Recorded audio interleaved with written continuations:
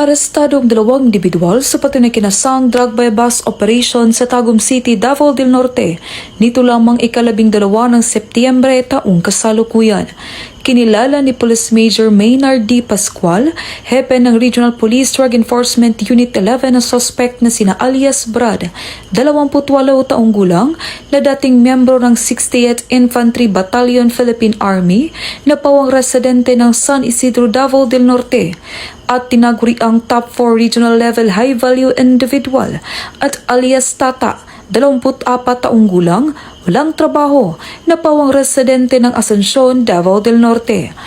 Ayon kay Police Major Pascual, narasto ang suspect sa kipagtulungan ng mga personahe ng Regional Police Drug Enforcement Unit 11, Tagum City Police Station, Regional Intelligence Division, Provincial Drug Enforcement Unit, Provincial Intelligence Unit Davao Norte Police Provincial Office, 1st Davao Norte Provincial Mobile Force Company, 1102nd Maneuver Company, at sa koordinasyon ng Philippine Drug Enforcement Agency 11.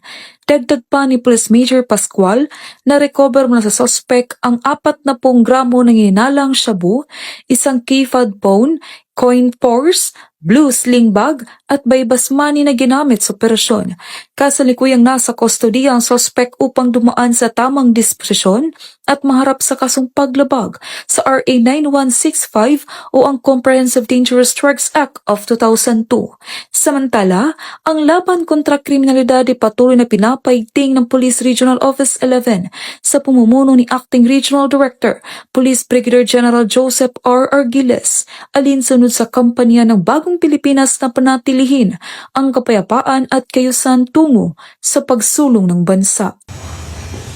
Mula dito sa Police Regional Office 11, ako yung PNN Correspondent Patrolwoman Queenie Babes Arindain, alagad ng batas, taga-taguyod ng Balitang Pulis.